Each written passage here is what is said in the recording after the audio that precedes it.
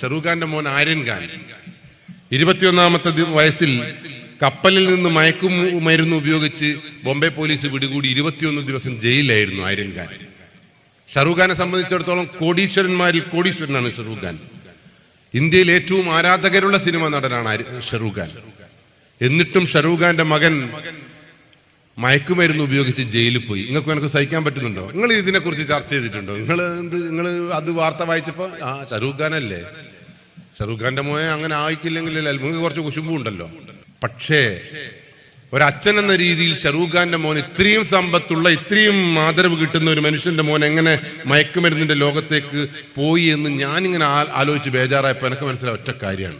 ചൊട്ടയിലെ, ഞാൻ പറഞ്ഞില്ലേ, ചൊട്ടയിലെ ശീലം ചുടല വരെ.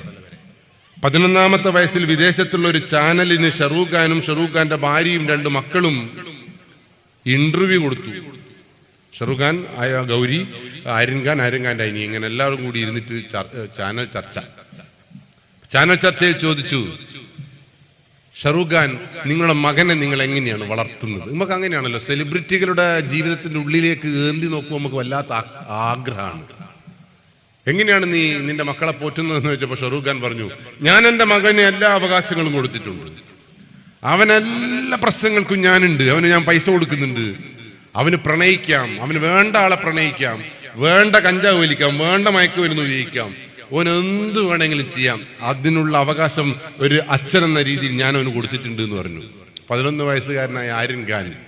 അവിടെയാണ് ഞാൻ പറഞ്ഞത്, പണക്കാരന്റെ മകനാ ഷാറൂഖ് ഖാന്റെ മകനായാലും ലങ്കീഷിന്റെ മകനായാലും സലീം ഖാന്റെ മകനായാലും 18 വയസ്സിന് താഴെയുള്ള മനുഷ്യന്റെ തലച്ചോറ് അന്തം വിട്ട തലച്ചോറാണ്, എന്ത് പറഞ്ഞാലും ഉൾക്കൊള്ളുന്ന തലച്ചോറാണ്.